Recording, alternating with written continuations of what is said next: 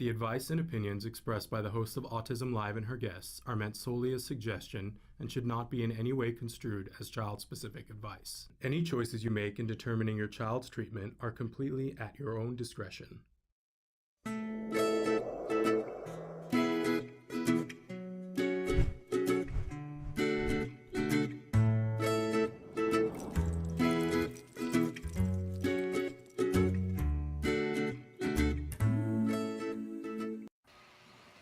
Good morning and welcome to Let's Talk Autism with Shannon and Nancy. I'm Nancy Alspaugh Jackson. And I am Shannon Penrod, and so thrilled to be here with my good friend Nancy. How are you, Nancy? I'm fighting a cold, so if I sound congested, yeah, it's going around.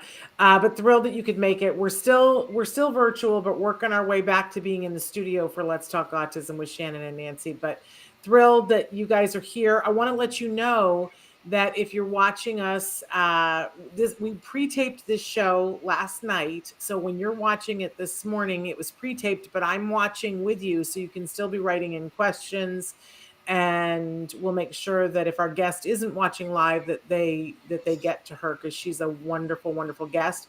The chat is open now for you guys to be having conversations. Sometimes I'm actually more interactive on the taped shows because I don't know about you, Nancy, but I can't type and do anything else at the same time. I see people who are like sending texts while they're having conversations with me, and I don't even notice that they're doing it because they don't have to look down. I can't do it.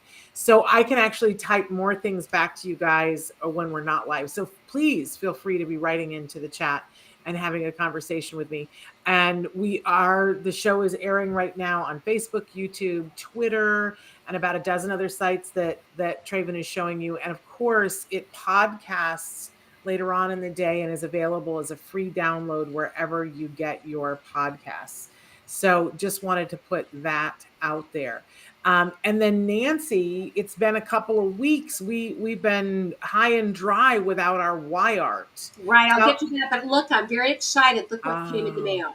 That's super awesome. Thank you. Your book came in the mail. I'm excited to dig into it. And you saw that we thanked you in the acknowledgements. Yes, so thank you. Could not do that. Me. I feel honored. Of course. Are you kidding me? My goodness. So thank you. I can't wait to hear your opinion. And I'm politely but persistently asking people, after you read the book, whether you like it or you don't like it, please, if anybody has the time to leave a review on Amazon. Apparently that is the thing that helps your book get known by other people. So okay, I will do that. Review on Amazon is like my candy right now. If you do that for me, that's appreciated. But thank you. So, I was saying we haven't had WyArt for a month and we've been missing it. And tell people who don't know what WyArt is and who does WyArt. WyArt is the name of the artwork done by my son, Wyatt Jackson. And he does a lot of commission pieces and other pieces that are available for purchase. And he's been painting pretty routinely for about half a year now. Well, he's always been a painter, though. He's been a painter since he was a baby, literally. Yeah. You have video of him painting when he is just itty bitty. Yeah, when he was like a year old, he was very into painting, and it's been a passion for him ever since. So. Well, I always say, you're going to name a baby Wyatt Jackson. What do you expect? He's going to be the next great American painter. But now he's all graduated from high school. He's still going to school, but he's graduated from high school, and so he's got a little bit more time. So he has become a professional artist now, which is amazing. And wait till you guys see some of the stuff that he does.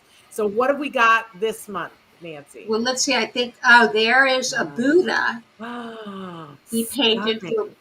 He did that for someone's birthday. Our friend Heather Powers, who loves Buddhas.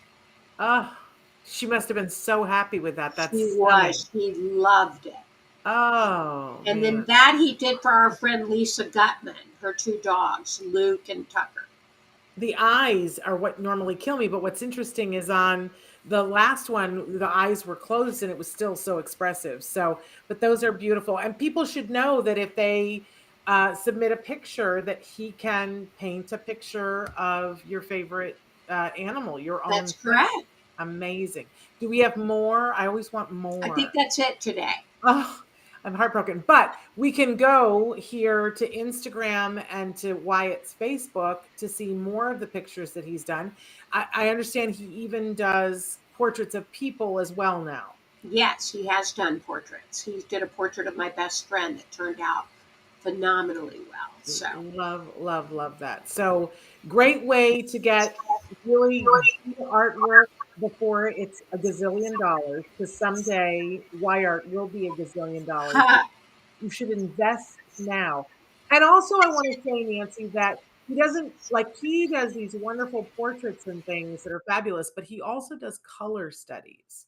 yeah, So people can, if you're interested in seeing some of the color studies he does, because I think they're just as fascinating.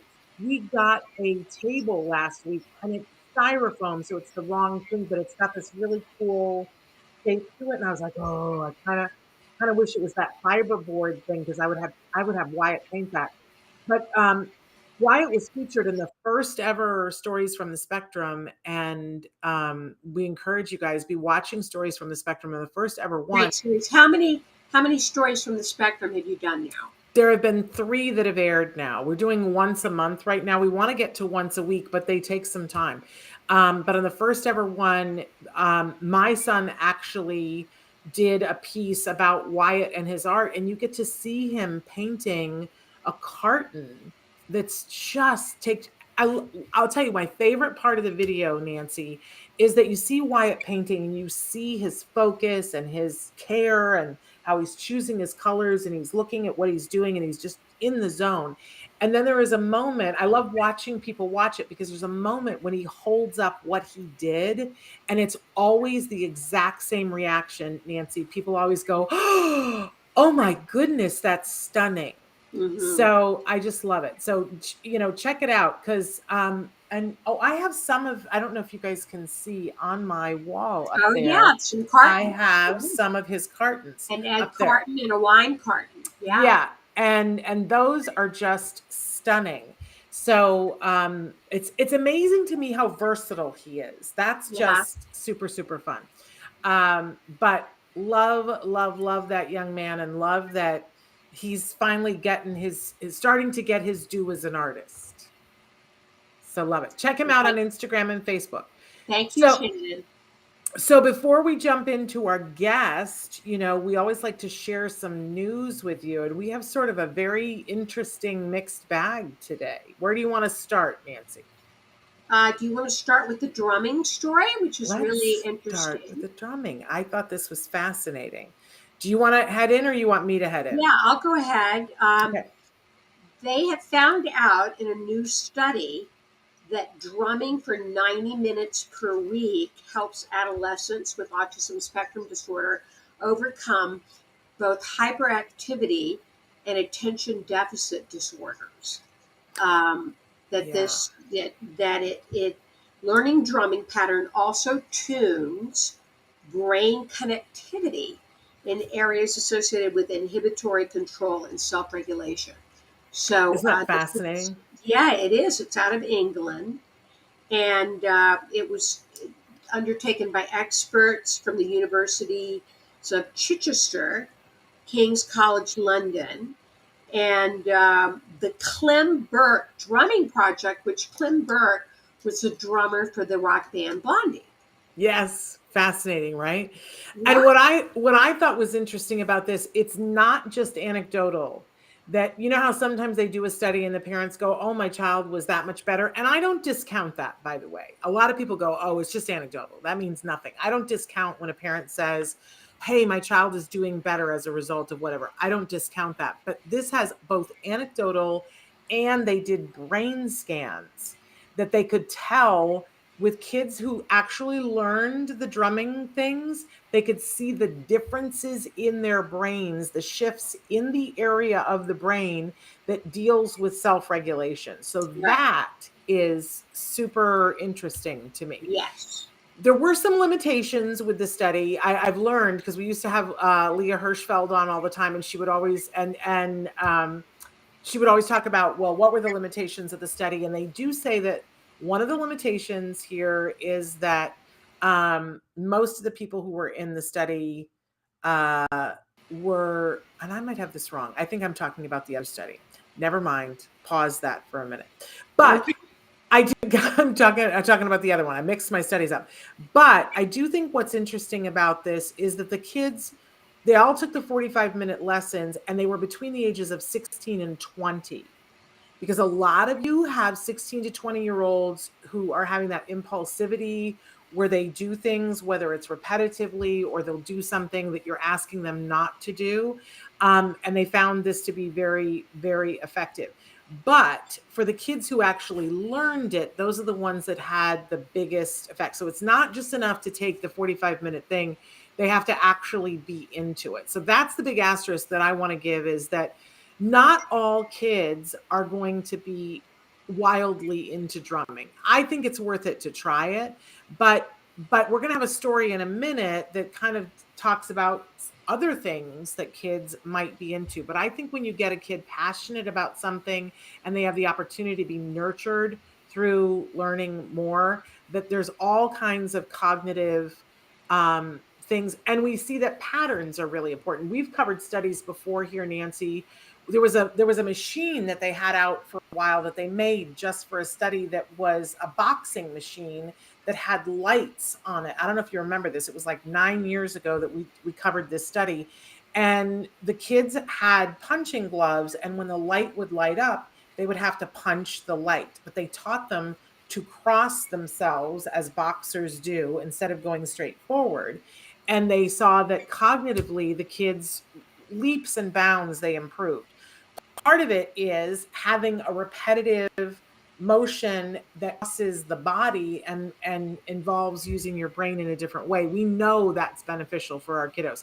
So I do want to say that they found that drumming wildly effective, but it's possible that it's not the only thing that would have this same effect.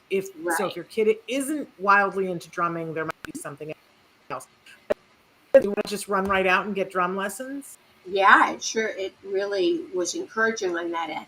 And I'm sure that those of you that know the story of Logan Shepherd, Yes. who is an incredible drummer and now is performing professionally, he started when he was first diagnosed, I believe. Didn't he come start drumming at a very early age? Yes, his dad was a musician who had played in a band, so they were already musically inclined. And Logan was a kid who liked to hand flap. And his team of ABA professionals said, he has a need to do this. How can we make that need functional? And so they put a drumstick in his hand, and he's out on tour now as a 20-year-old. And it's very similar to why it used to stem in water, still does.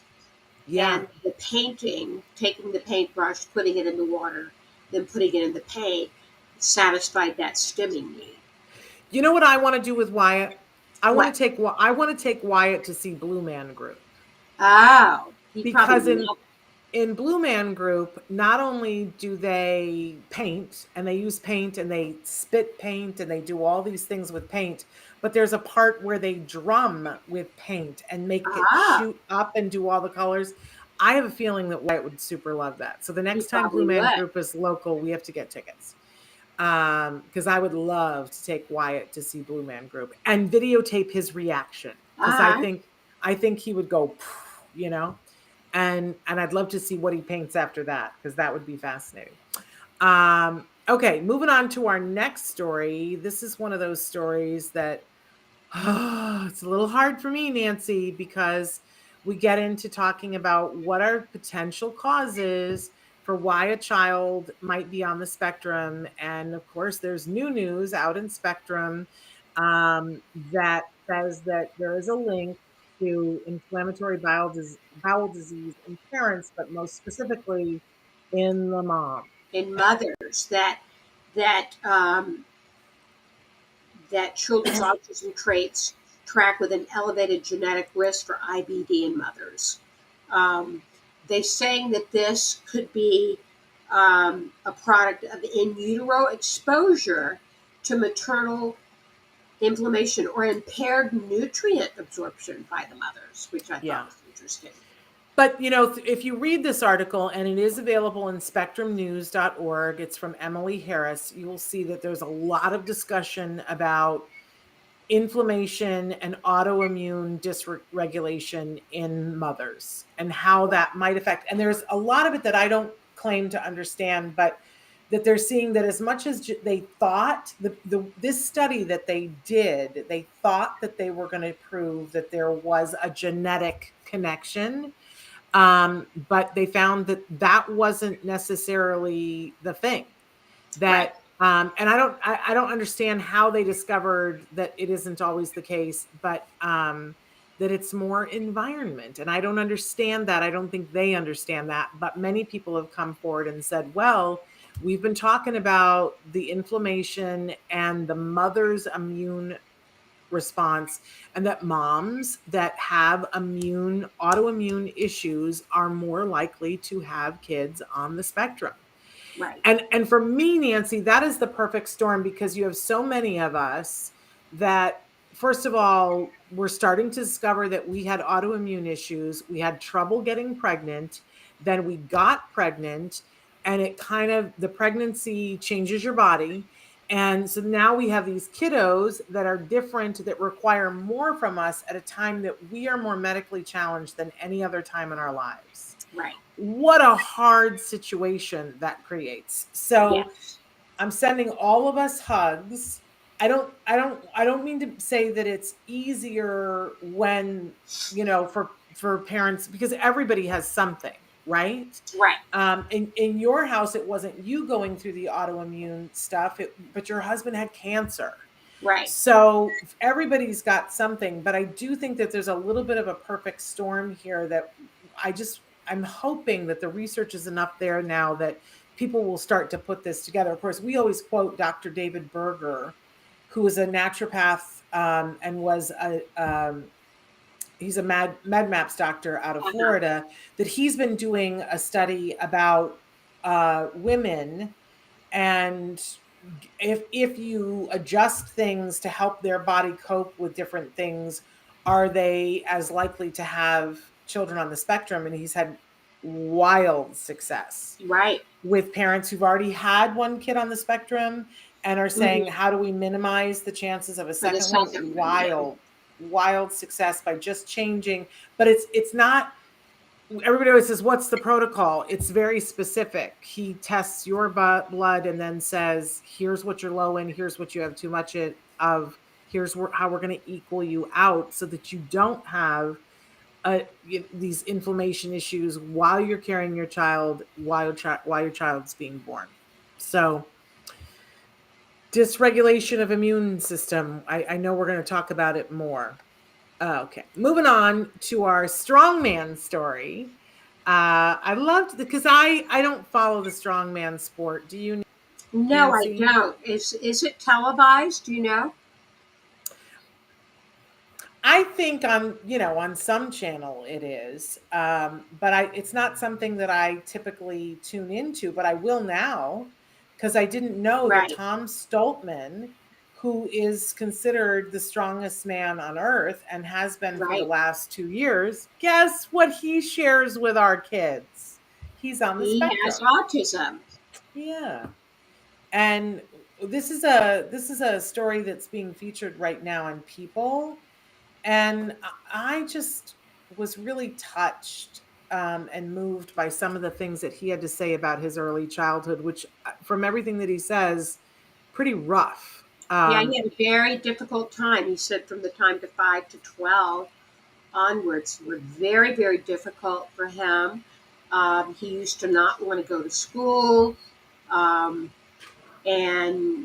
had academic struggles.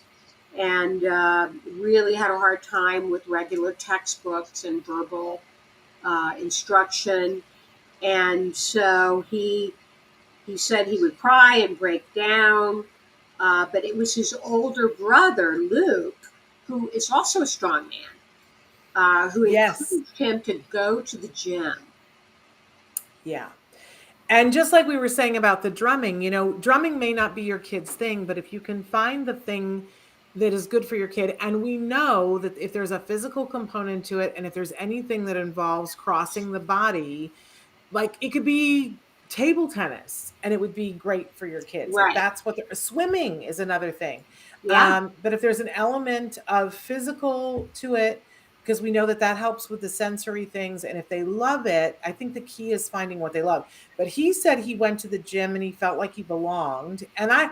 look, I think it's great that he's the strongest man on earth. And I think that that's absolutely wonderful. But you know what made me happier is that he's married to a woman who thinks that the sun rises and sets in him. Yes. That's the real win. You know what I'm saying? For a kid who held up in his bedroom for 3 years, didn't leave, Right. his parents had to bring food to the door, and now he is happily married. That's pretty The sweet. the world's strongest man. So there you go.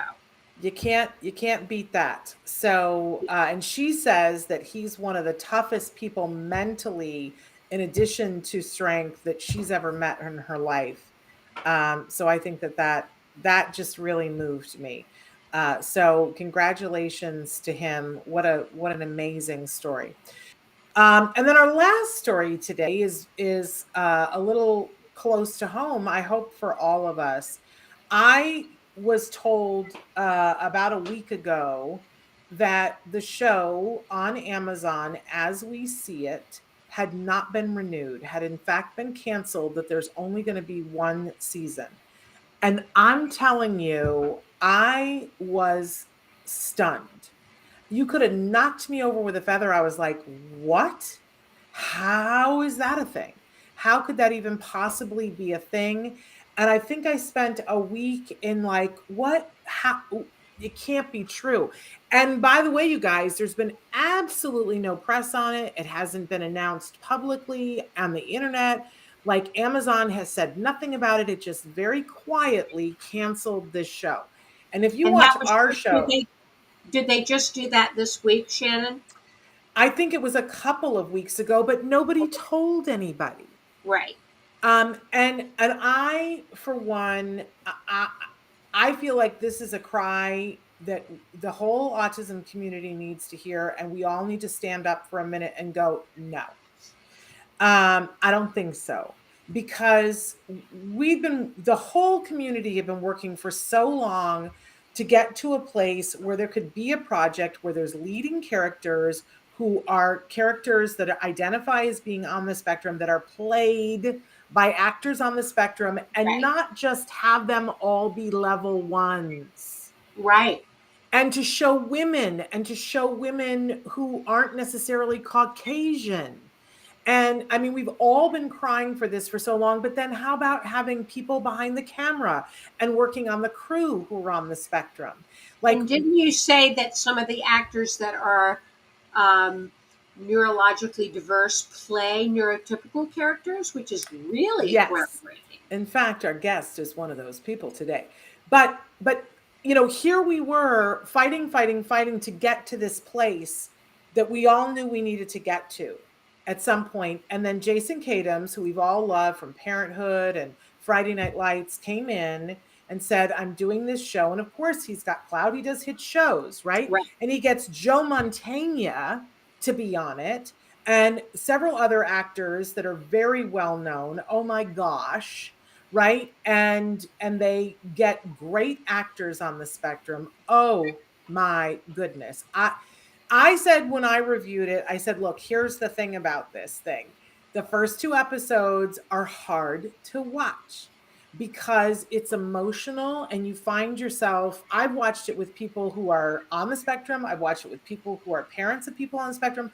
I've watched it with people who don't know from autism. And for all of us, the first 2 episodes were a little bit hard to watch because it's emotional. It's the real deal.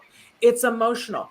But I said, I'm going to watch the whole thing because we have friends on it, Nancy. We need to support our and I love, so I watched the whole thing. Anything Joe Mantegna does, I want to support, right? And he is brilliant on this.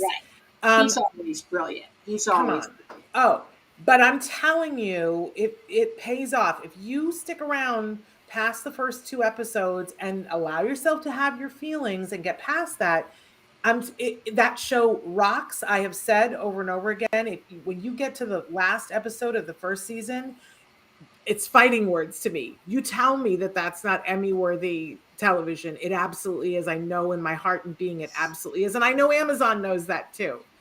But they canceled it.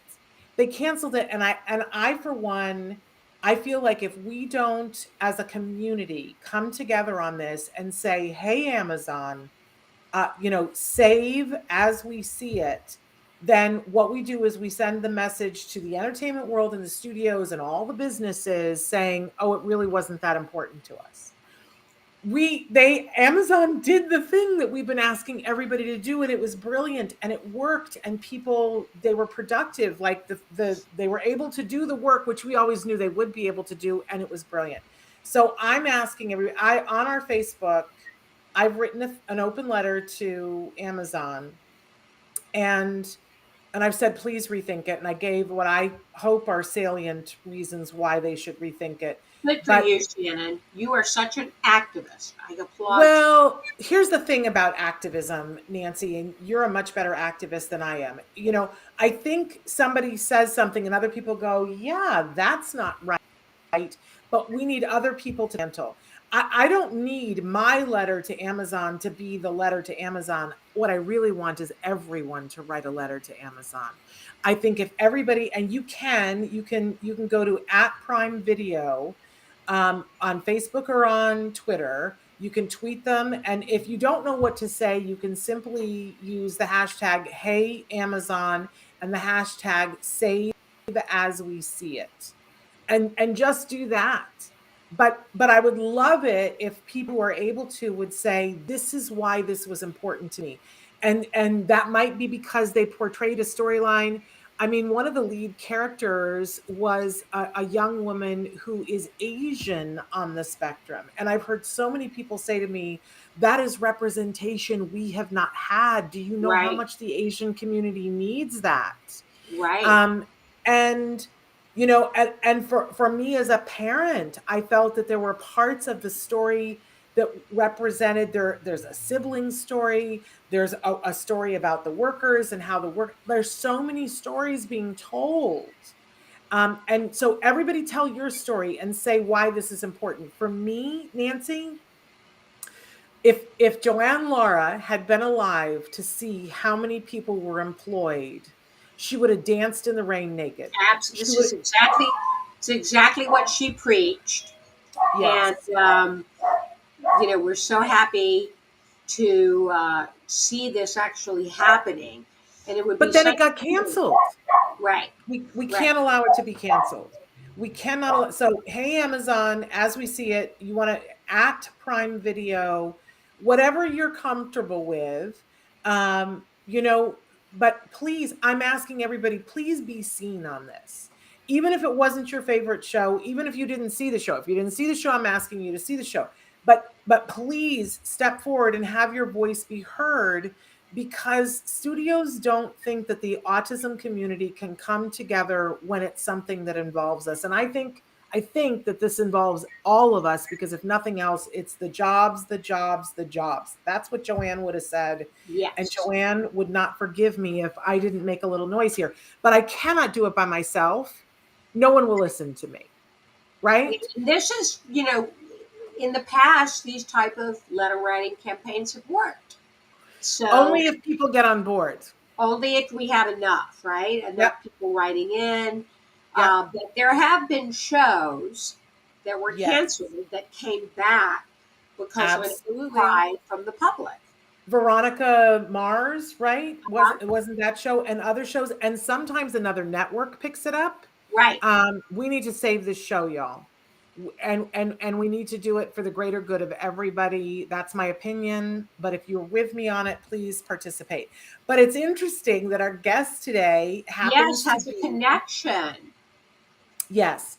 But that's not why we're having her on. She has so many other things. So we've already gone into some of her time. So Nancy, please introduce our guest for us. Okay. Lillian Carrier is our guest today.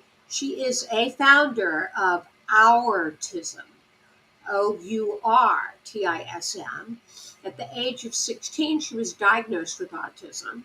She tried everything and could never find a program that worked for her. It felt like she had to fit in a box and that everything was designed from a neurotypical perspective.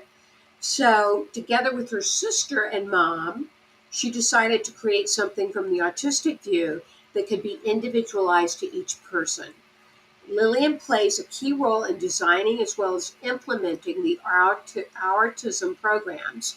She's an autism coach, hosts educational workshops, and speaks at events. She is also an actress.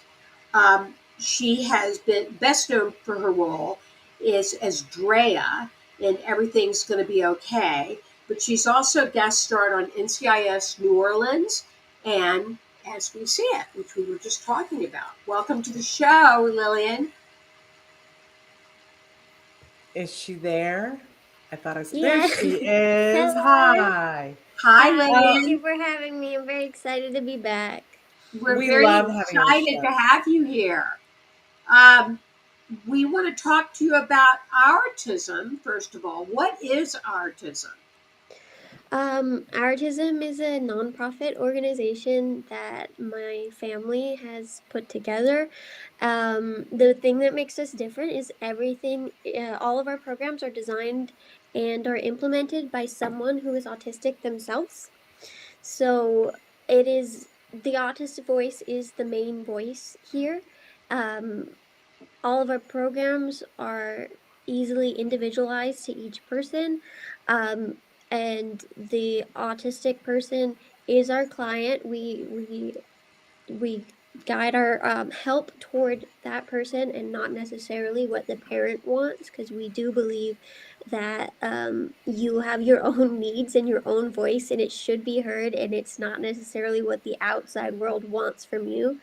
We focus a lot, while we do help with when there's difficulties, we focus a lot on strengths and how that can help guide you toward finding your path in life and achieve your goals.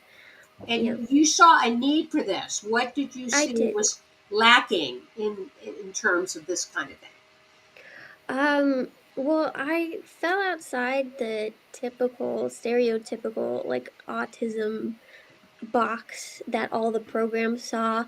In almost every program I was in, I was the only girl, if not one of 2 to 3 girls amongst boys. That most of the programs are designed for boys, as it's only very recent that we even knew girls could be autistic.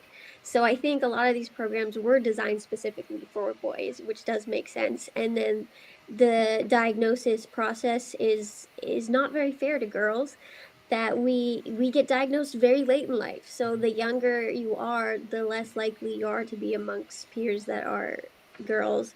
And then if you just portray your traits are outside that normal box, it's like so many programs try to fit you in this is the step by step how the program works, and if you don't fit into that, the program doesn't work for you. And I always felt like so many of the programs try to make you appear neurotypical than actually helping the actual needs you have. Right. So, and especially when you reach adulthood, there's very little out there for adults. That there is so many different things to try for kids, that I think that box works because there's way more programs to fit into, right? But in adults, there is very little support. So that was where we really decided to plan our programming is for adults, and to really individualize as best we can and make sure that that autistic voice is the one that is heard. Well, you So, yourself, I'm sorry, Shannon. no, you go ahead. You go ahead. You yourself were diagnosed at a later age, at 16. What was that? At 16, yes. Mm-hmm. So tell us about that a little bit. So it's late for boys. It's actually a really early diagnosis for girls. That it's more common to be diagnosed between 30s and 40s is where the average for a girl is. It's really way too late. That at that point you figured out your supports without supports, and it's a right? It's a struggle. So, yeah, it's very late for boys, but early for girls or people who um, present differently. And yeah, my diagnosis story is a very long one because of that. Um, that I was always very different and never felt like I quite belonged in it. I didn't understand how things came so easy to my peers and my family that they could just handle things that I couldn't. They could be in these loud rooms that were so overwhelming and just function. And I was like, how is anyone doing this? And I didn't know that I was different, which made life so much harder because I thought everyone had the same difficulties as me, is how I perceived it, which made me feel broken. And it was really hard to feel that way. And then also, at a young age, I developed Crohn's disease, which is a chronic illness that had me in and out of the hospital and struggling school because I just couldn't function that way. So that sort of was the main focus, and we didn't look into my social deficits or the other things that I struggled with because that was the main thing that we were really worried about. I was losing a lot of weight. We were very worried about my health. And that impacts all the other things, right? So once that was in control and handled was later on, and then I was in therapy, seeing psychiatrists my whole life, and autism was never brought up. I was misdiagnosed with depression and anxiety, and they kept telling me all these things that I was feeling that I didn't feel like I was feeling. I was like, I don't feel sad or depressed. They're like, you're definitely depressed the way you're acting.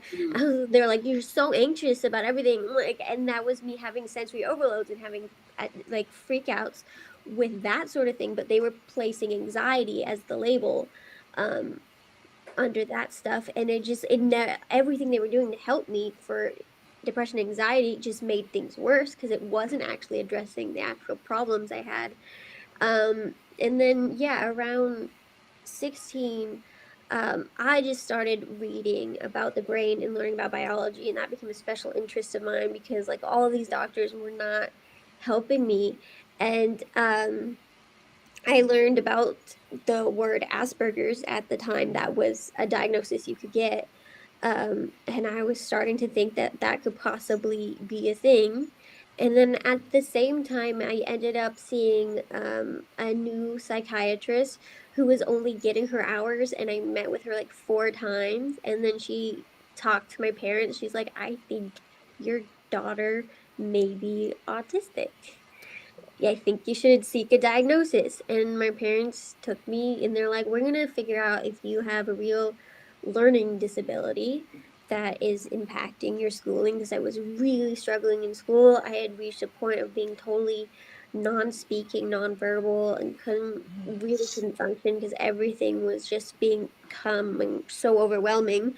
Um, and then I finally did. I received that diagnosis, and like it was like a big weight was lifted off my chest. That like, oh, suddenly my whole life just made sense, and now we could like actually find the real supports to help me out and figure out what to do to move forward. And to me, getting that diagnosis was a huge blessing.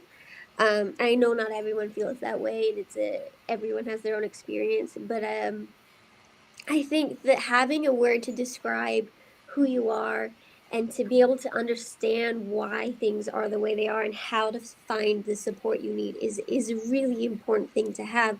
And especially finding a community of people who are just like me and experience so much of the world the same way just made me feel like I wasn't broken and like I had a place in this world where I belonged, right? And I was like, the world is hard for me. This is not just in my head. This is not just me not being able to do things and it's real. So it was a great day to get diagnosed. And then obviously there's still struggles and there's still things I have to deal with. But it made things a lot easier that knowing that. That's amazing. But I wonder, and please tell me if I'm stepping into a Mm-hmm. territory, because there are other people in your family, and I don't want to be talking about other people without their permission. But But Yep. at the time that you were diagnosed, you were the only person with that diagnosis? So I have a twin sister, yes, and she also has the diagnosis of autism. So we actually went in at the same time to get the diagnosis. So her journey was a little different, that she had much more obvious struggles in school than I had very early on, and we couldn't figure out what that was. And it took us a long time to find her the right supports for that. So yeah, she struggled very much in elementary school, where I was like getting straight A's, and like it was a breeze for me. And she just learned very differently, and we knew she was really smart because she would understand the stuff and then she'd fail the tests. But she Mm, could, if you had a conversation with her, she completely understood the subject. So it wasn't making sense. Um, so she went in younger for a learning disability, and she came out with a diagnosis of ADD with OCD tendencies. And again, the same sort of thing with her is she was getting support for those diagnoses, and it wasn't helping because that's not what she had, and we didn't know that. And then we ended up finding the most amazing program that had someone who ran it who had learning disabilities himself. He had like every single one of them. It's crazy. And that was why he got into it. And he individualized programs, and he was just trying different things with her. And then I think eventually he figured it out, like what actually support she need, and in reverse figured out that it was autism and reached out to my parents around the same time. And when I think this is possibly it, at the same time when I was discovering in wow. my research that I could be autistic, I'm like, this also fits my twin sister. um, and so, yeah, she got this diagnosis at the same time. But the big struggle became like external family was very against us getting the diagnosis. They thought my parents were wrong to do that. That they took it as my parents thought there was something wrong with us, and they were trying to fix us. And they were like, "There's nothing wrong with you kids. Why are you doing this?" And then when we got the diagnosis, um, like a year later, my grandfather came to me and my sister crying and Mhm. said, "I'm so sorry I did that and that I said those things." And he's like, "I think I'm the reason that you are autistic. I believe I am myself. And I gave this to you. And Wow. I'm sorry that I gave this to you because it's such a struggle. But I thank you for actually getting this diagnosis because it's made my life make so much more sense." And like we had this like beautiful moment Mm. of like he struggled so much in his life, and like he was very difficult in social situations, but we always understood him, and we didn't understand why other people didn't. And like suddenly those sort of things made sense, and I think it was a really beautiful moment. He's no longer here, which is very sad for me, but like to have been given that moment for before he passed away is like was absolutely beautiful. Amazing. That made me Yeah. well up. But I guess I want to get back to autism because Mhm. now you and your sister and your mom are working together to make this unique place happen. But talk to us a little bit. Obviously, you can't tell Mhm. us anybody's individual story, but give us an example of if somebody came to Autism and they were the client, what kinds of things can you help them with? So we have multiple different programs that we do. Um, so our main one would be our autism coaching, which is getting very popular right now. That we're actually planning on searching for some new coaches and doing some training on that. And that's where you come in, and whatever goals that you specifically want to reach, we help you achieve that. Um, so you meet one on one with a coach who will help you. And our sessions are 1 hour once a week is what we recommend, but depending on what your goal is, it could be different. We've helped people move out and live on their own. We've helped people find jobs. We've helped people apply for services. We've helped people do something just basic like plan a birthday party or clean their room, right? Or organize a system on their computer, like to store emails or photos. There's so many different things that we help out with, and it's based on your specific goal and what you want to accomplish. And if your goal changes, that's fine, right? Sometimes we have a goal one day, and the next day we're like, I don't want to do that. So that's completely fine to do. So that's our main one. And if a goal is just understanding yourself and your needs and your wants and who you are, that's also something we can help with. And then we also have a support group for adults, where we have that once a week, and it's about 10 people, and we meet through Zoom, and you can share anything that you feel you need support in, or just share your week and hear from each other, and we come as a like small little community and just support each other through what's happening right now. And that's been a really beautiful thing, and we found so much growth in just that, and just hearing that you're not alone, I think changes so much and really helps when you're able to say, I'm struggling so much like this, and no one gets it, and everyone in the room goes, same. It feels so nice, right? And then you can go back out going, I'm not alone in this. I'm sure that was really popular during the pandemic. Yes, it was. We had, I think, 2 groups of like 30 going on once a week. Well, 2 different groups, so it's twice a week. That was incredible. Like it grew so big during the pandemic. We had cycles of different people joining. It was great. We try to keep it smaller to around 10, because it can get overwhelming when there's so many people and you don't always get your voice heard. But if we need to expand, we always do. And Where can but people- we make sure everyone's comfortable with that. And then we also have social groups, which is like right now we are running a game night through Zoom once a week, where people all come together and we just play games and have fun. And it's a more nice like thing to just socialize and hang out in a place where you don't feel judged, right? And we welcome people who are non-speaking, who use alternative communication devices, that you can just type into the chat. You don't have to talk. Or if you use sign language, we do have some people who know sign language. Like whatever it is that you need to do to be able to communicate. We have people who just come to game night and don't play the game, just sit there, hang out, and feel like they're included, right? Because that's what they want to do. So yeah, Very whatever cool. works for you. And then we're always building new programs. I know right now we're updating our workshop on Autism 101. This is the handout I'm currently working on with my sister. Um, and it's understanding the basics of what autism is without that negative feedback that you get in the diagnosis, where it's always like a death sentence of like, you're never going to get a job, you're never going to do this, you're never going to, and I'm like, that's not, don't give a child that, like, explain what autism is, but you don't need the negative or the science behind it, just like explaining exactly what the traits are. And there's a positive side to it.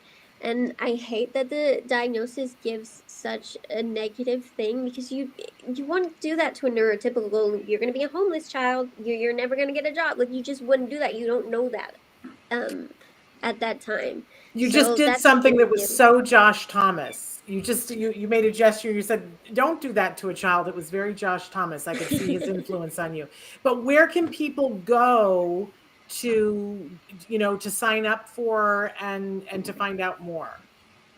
So we have a website, which is Ourtism.com, Ourtism. We also have social media, so you can find us on all of that, Facebook, Twitter, Instagram. You can also find me on Instagram and Twitter as well, Lillian Carrier. Yeah, and you can find my sister Chloe Estelle on all those platforms. Great. There we go. I don't know if you heard us talking a little bit earlier about As We See It. I did, yes. Okay, and you have been on that show. Tell us what that was like. What was it like on the set of that show? What was that experience like?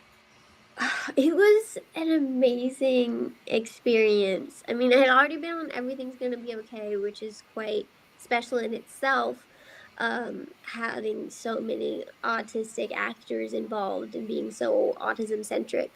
But that show was like even greater in that they had like autistic people behind the camera and on crew. Um, and it was a very special thing, and everyone was so nice.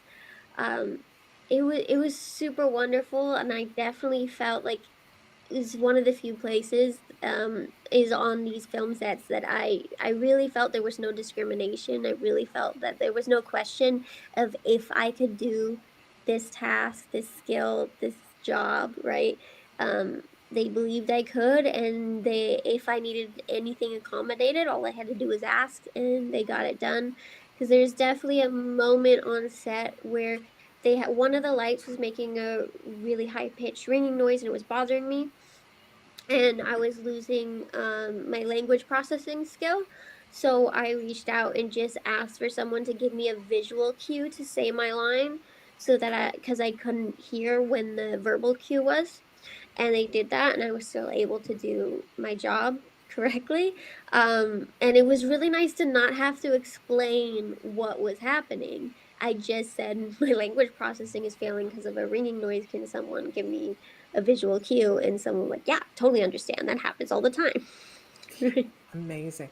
And tell everybody, because you crossed a threshold with your role in As We See It, that you did something that I've been saying forever. We need to get to the point where this can happen.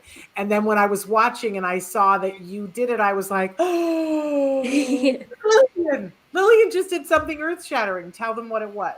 So I was cast as a neurotypical on this show, which was amazing. She was a beautifully horrible ableistic person. Um, the end result is like most of my scene, I wasn't visually shown. They used my voice, which I understood why when I saw it, is the impact of that voice, like not centered on a person, made it so much more scarier and so much meaner, and it broke your heart to hear this person say these awful things. And then in the end they showed my face that it's a person, and you're like, that hatred came toward my character, and I love that they did that. It's like really sad as an actress that you don't see that it's me. You just get that moment of it being me. But it was really great to be on set and to be able to play this sort of character that is like not autistic, and right, and And no not one nice. doubted I could do it, right?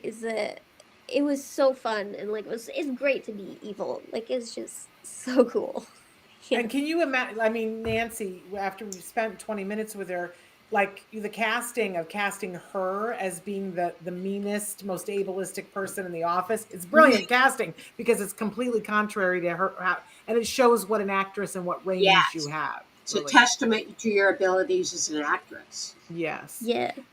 Oh, it was also like, so I was working, the actor I worked with was like 6 feet tall, and I'm this tiny girl just looking up at him, going, I'm so ableist, and I'm saying awful things to this giant man in front of me. And what episode is that? Because people need to go and watch it to see you do It's that. the fourth episode. The Violetini is my main episode. Yeah. I love it, love it, love it. But tell us a little bit about, because I'm pushing for everybody to make a stand to support this show and to ask Amazon to reconsider. But from your perspective, what does authentic casting mean to you as an actor?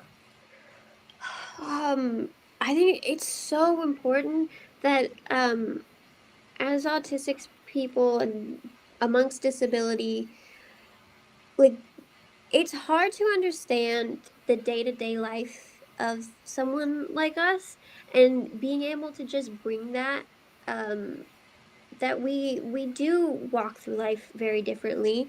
We do present our emotions and our feelings and our experience in the world very different. And so I think it's much easier, and you see much more depth to it when you have an actress or actor who has that diagnosis and experiences life that way. that there's just so much more nuance and stuff, and like especially being able to see as an audience someone like us being able to do this stuff on screen and to go like we exist in this world and we are capable.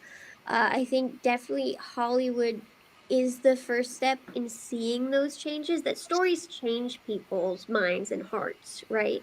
And to be able to see someone who's autistic do a movie or do a TV show and play these amazing characters shows to the world that we are capable of holding jobs and we are capable of doing things.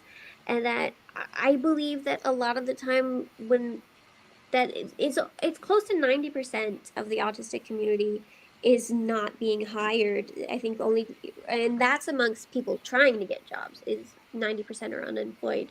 And that I think is mostly due to discrimination and not necessarily due to not having the skills, because I do believe that we have the skills and are capable of doing that. So being able to see someone on screen that can do a movie or a TV show or whatever it is just can change that mind and that heart of that person who's hiring someone autistic to be able to they can do whatever job that they're trying to do, as well as just having someone for a young child or someone to be able to look up to and say they did it, so I can do my thing too, because it is possible and we are capable. So there's so many layers to it. I think it's just so important to do authentic casting, or at least have an autistic consultant who can say, in this scenario, this is what would happen. Please do it correctly. Because when it's Yeah. shown wrong, it is so uncomfortable and so ableist and feels really gross, because we are real people and we should be shown as real people. We're often shown as so robotic, so non-empathetic, non-sympathetic to other people. It's shown in such an uncomfortable way, and like all of our experiences and traits are shown in Hollywood in a way that shows us is like incapable of doing things, and like um it feels really uncomfortable when they make like an over when you get overstimulated, it just happens on the worst day of your life, and I'm like, that's not how we experience autism. We can have an overstimulation um any moment. You can just walk into a room and a bright light hits your face and all of a sudden you're on the ground covering your eyes, right? It Yeah. doesn't just happen because you're having the worst day of your life. You're amazing, Lillian, and we're You almost out of are. time. Isn't she super fun? But we didn't really talk about your dog. Is Luke Your there? dog. He is. He's taking a nap right now. As Oh, soon well, as I we can don't need to share wake Oh, with him up. him. Luke. But Can you put the camera on him, Lillian?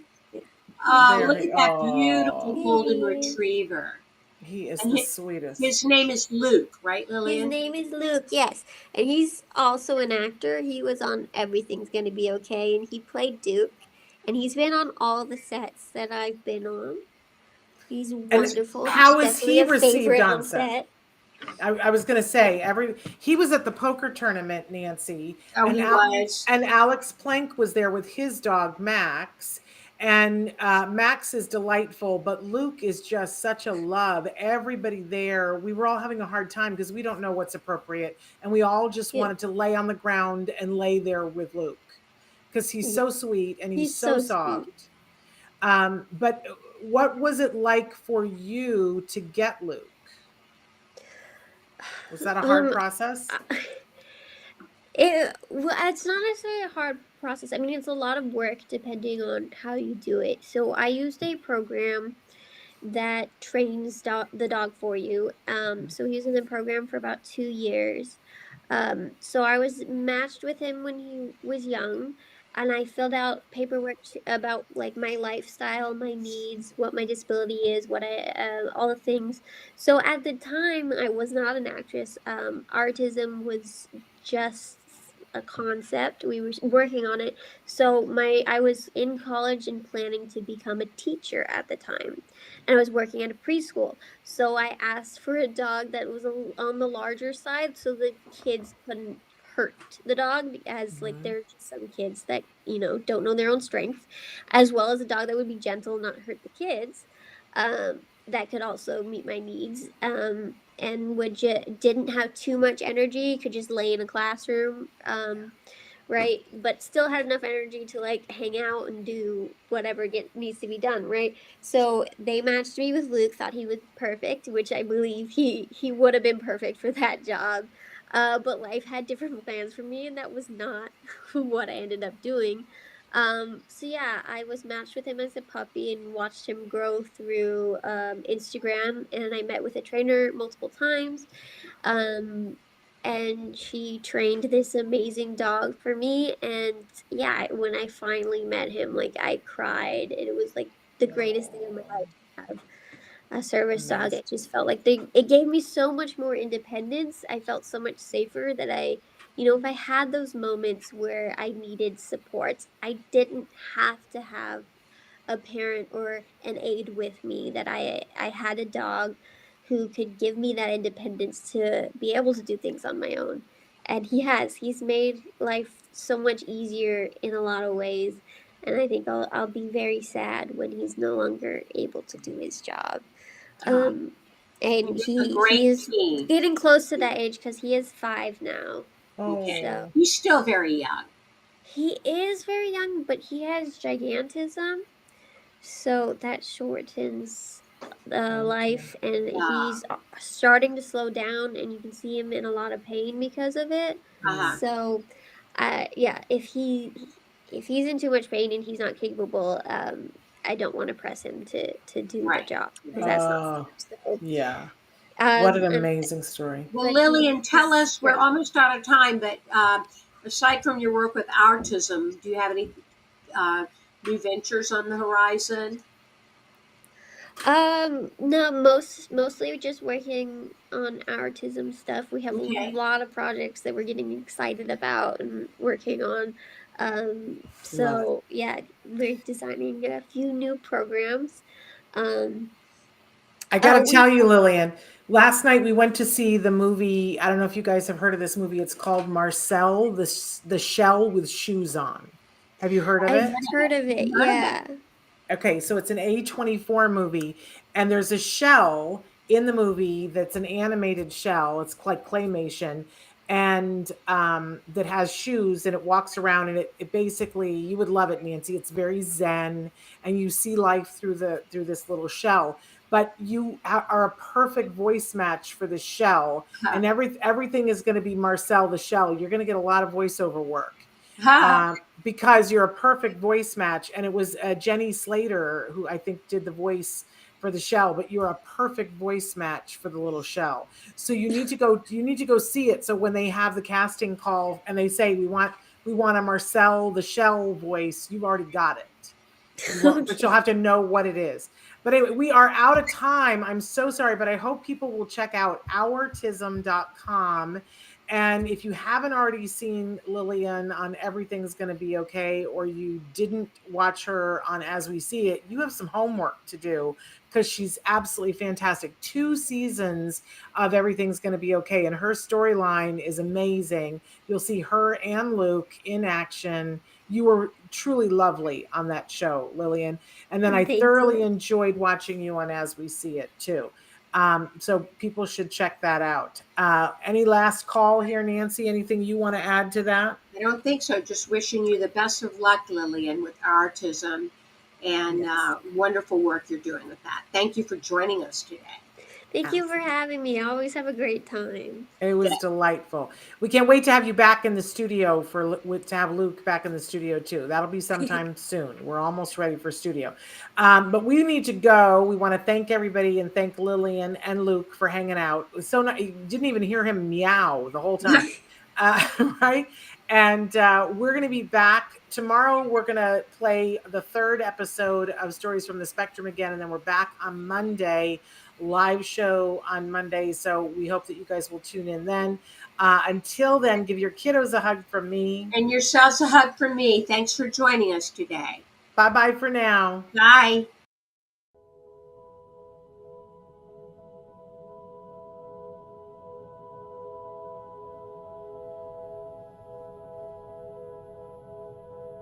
If you found anything helpful in this video, please give us a like. In fact, make sure that you smash that subscribe button on YouTube and give us a like on Facebook. You can also follow us on Twitter and on Instagram for important updates. And please download our free podcast wherever you get your podcasts. Thank you so much. See you next time.